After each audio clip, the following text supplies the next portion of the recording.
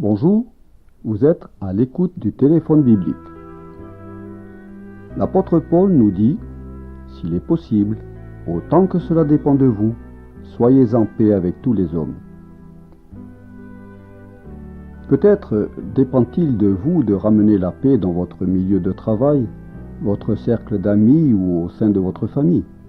Mais vous ne savez pas comment vous y prendre. Contactez-nous chaque jour de cette semaine.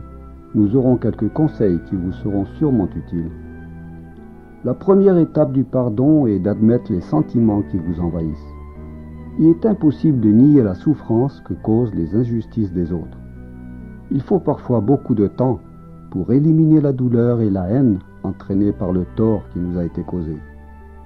Ce n'est qu'en suivant la voie de Dieu plutôt que les instincts humains qu'il devient possible d'en arriver au rétablissement et au pardon. Se réfugier dans la colère et les désirs de vengeance n'est pas une solution, car quand l'esprit se calme, la douleur persiste. C'est pourquoi Dieu dit « Ne vous vengez point vous-même, à moi la vengeance, à moi la rétribution ».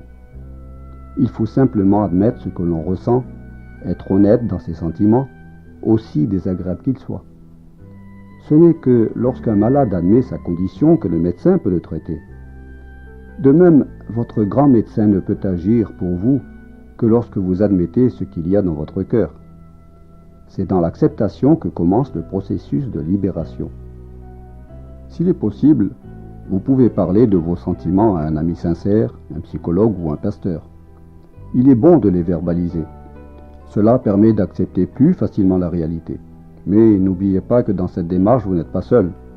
Les Écritures disent « Déchargez-vous sur lui de tous vos soucis, car lui-même prend soin de vous. » Vous trouverez dans les conseils de la Bible la force et l'énergie dont vous avez besoin en toutes circonstances.